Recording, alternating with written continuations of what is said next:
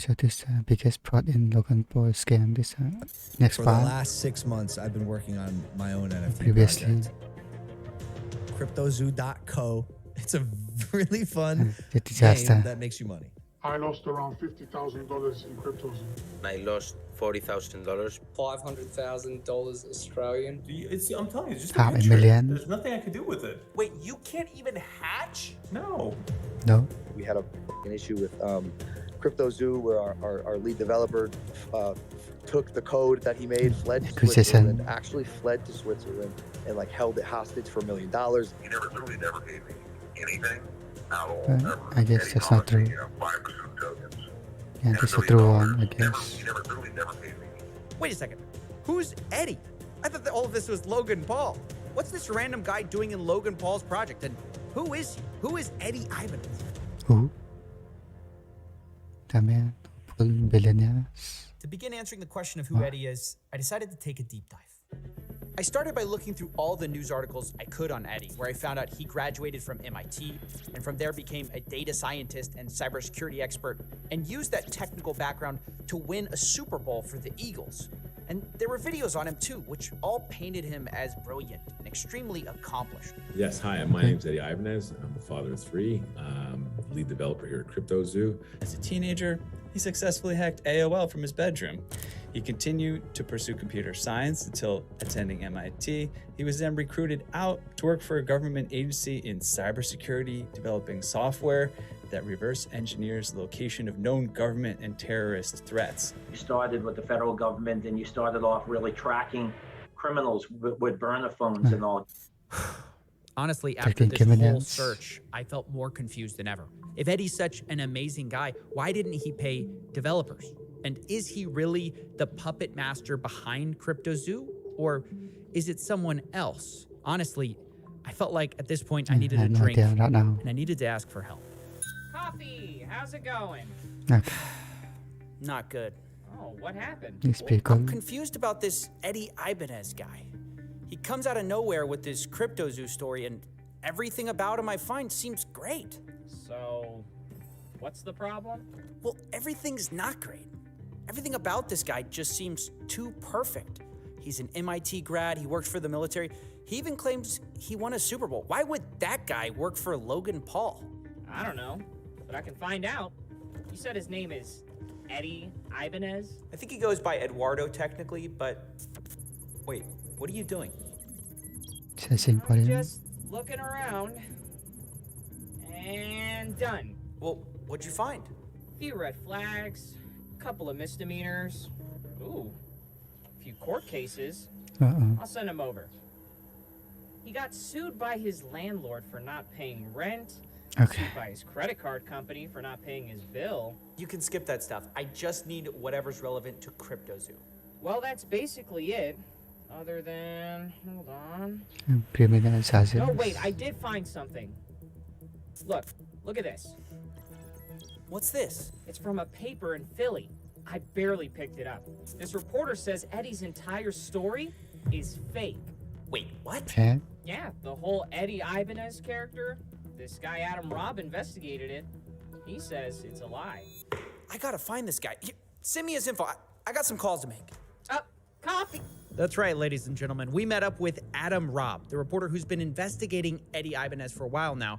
And I wanted to know, what did Adam think of him when they first met? I wasn't quite sure what to make of him. Based on what I knew about him, he was a MIT grad who went on to work for the CIA and the Defense Department, and I didn't want to waste his time. And it wasn't long after I sat down that I realized he was wasting my time. Can you tell me about some of the lies Eddie told you? Eddie has told me so many lies over the course of my 2 interviews with him. And the first lie he told me is probably the oldest lie that he's told so many people, which is that he's an orphan.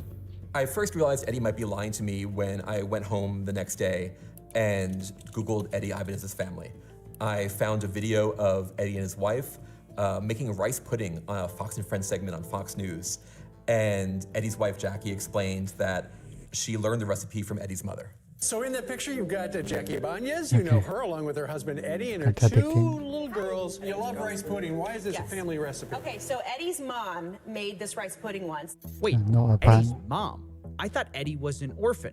Well, it turns out the only problem with that is that not only does his mom exist, she's alive and in his life.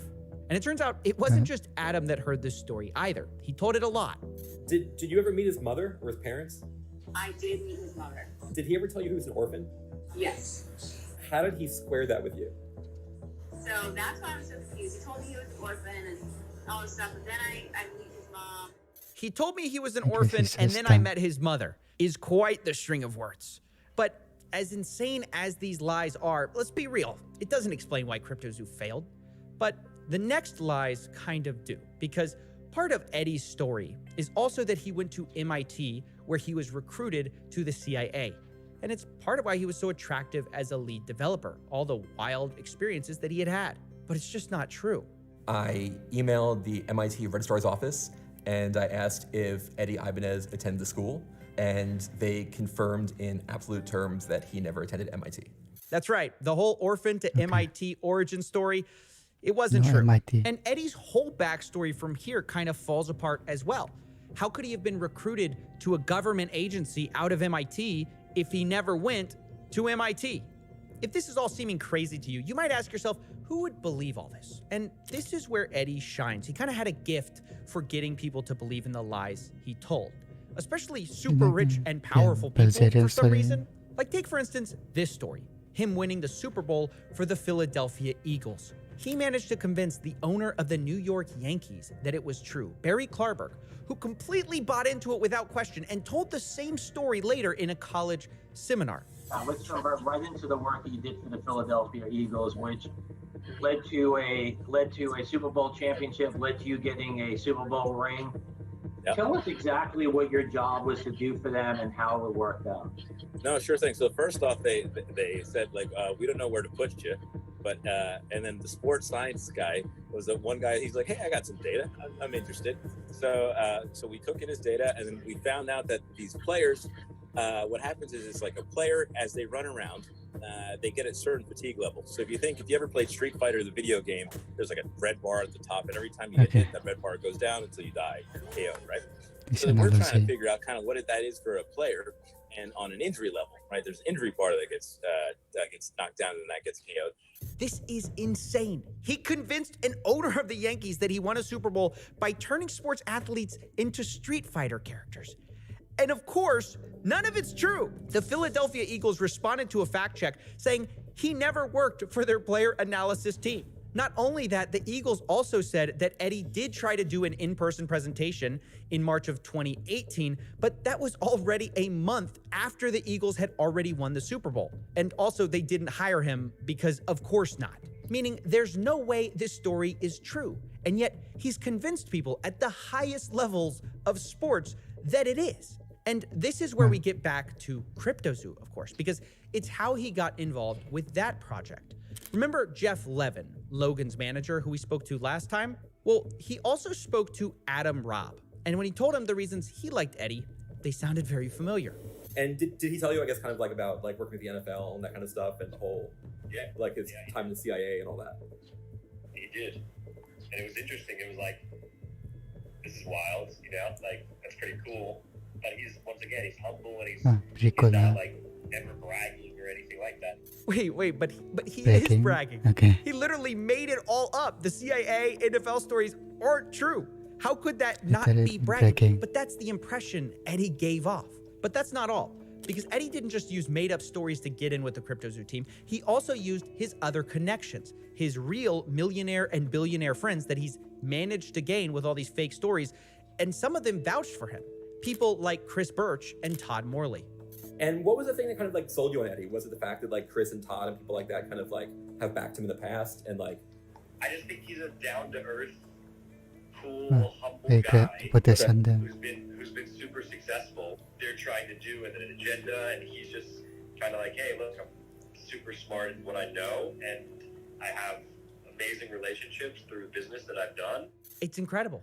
I mean, how does this guy keep getting away with it? Honestly, it's baffling.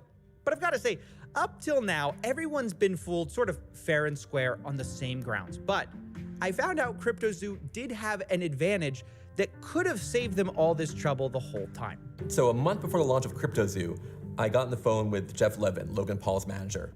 And after he spoke fondly of Eddie and his work, I confronted him about some of Eddie's lies, including how he didn't work for the NFL. Jeff told me he doesn't know much about the NFL, but he knows about the business world. And Chris Birch and Todd Morley vouched for Eddie. And so Jeff and Logan were going to continue working with him. Have you ever verified that anything Eddie said about himself is true? We verified that it's true. Yeah. Yeah, we definitely talked to people. Okay. And his friends and, and people that he said he has relationships with, which we've confirmed them for sure. Okay, because I had trouble with some of that, like, with the NFL, like, saying that, like, no, we've never worked with him, and that kind of thing. But you've had... The NFL saying that? Yeah. Like who at the NFL? The comms teams for the Eagles and the Dolphins. And then the people specifically that he named that he said he worked with. Got it. I don't know necessarily the football stuff. Okay. I don't have relationships in the football world. Sure. But in the business world, we've definitely, talked to multiple people. Like Todd and Chris, and they backed him. Correct. Wait a second. This means at minimum, Jeff knew about Eddie's background beforehand, or part of it, and still decided to go with him. This is just unbelievable, willful stupidity. And since Jeff is Logan's manager, I assume him and the team should have known about this as well. But still, they went forward with it even though they knew this stuff before launch. Now, I started to reach out for comment about this because obviously this is a huge deal. But when I did, I got a call from somebody new, someone with a different perspective that I hadn't heard from before, Jake, the Crypto King. He's been involved with some of Logan's projects in the past, like Pokemon, for example. He was called the Collectibles Guru a few years ago. Nowadays, he goes by Crypto King, and he's an advisor for the Crypto Zoo project. So let's add him to the conspiracy board. But the question is, what did he have to say?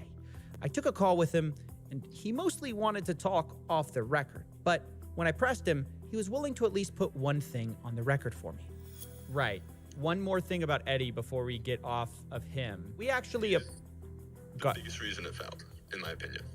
Okay. Because I don't want it to ever be thought that Logan's the reason it failed. He's not. Logan wasn't smart enough for what he tried to build. And then when it was built and was failing, didn't have the ability to correct it and to save face and reputation. It was more convenient to pull out than to be associated with a failing project that the dev rocked. So I could put that one sentence on the record. Well, that is certainly emphatic. Crypto King says it's all Eddie's fault. And this is a nice, neat theory for us. Eddie ruined everything because, Eddie is a liar. So it does seem to explain how these developers got screwed. But this theory doesn't fit all the facts because Eddie was kicked off the team months ago. And still, the game is not working, despite Logan claiming they were going to go back and fix all the problems. Again, retroactively working to make these projects right, and this takes time, bro. It just takes time. Development takes time. Working backwards to fix things, which isn't ideal, but also this project will speak for itself. And now, we're working backwards to try to fix it. This just hasn't happened. Even a year from launch, the game just doesn't exist. What's worse is the newest dev team who came on after Eddie just quit. And one of the reasons was they hadn't been paid for over a month. I know this because Logan's team is leakier than the Titanic and someone told me that, but we also have blockchain evidence. This is Jeff paying Block Ops, the company they hired out on July 19th. They were supposed to redo all this work. It's confirmed by their leader, Skip, talking about a first monthly payment on that day. But after that, there's nothing until they quit on September 26th in a post called Our Departure from CryptoZoo. Now, I do have to say, it does look like they were eventually paid, but only a day after they quit. And this is just the same problem as before, slightly different. Nobody can pay these devs on time, and investors end up getting nothing. And so I can't buy into the idea that Eddie's at fault for everything, because when Eddie was gone, they had a lot of the same problems. Now, it was only at the point that this dev team quit, Block Ops, that things really took a turn. Because if the Titanic was leaking before, now it was sinking, and everyone basically gave up hope. From every direction, I started getting messages from all the investors who felt betrayed, who up to this point were holding on to hope. Now they felt defeated. They felt tricked by the CryptoZoo team who had fed them promise after promise, and they were sick of it. He was never in the chat or anything, never apologized or told us anything. Things didn't work out. Things didn't work out. We all get that. But to continuously lie, lead people on, hype people up, Dramatic put more money in, all the while in the background, things are going down, things are hitting the fan, and you've left us holding the bag. I know it was my decision, and I did my research, but I believe nobody has to lose money in this way. And that's when a whistleblower stepped forward and decided enough was enough.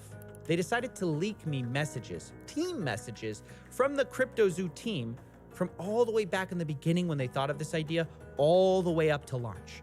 And seeing that, it changed everything. Because all of a sudden, I got a lot of new information. Remember how Jake, the Crypto King, said Eddie was the only problem?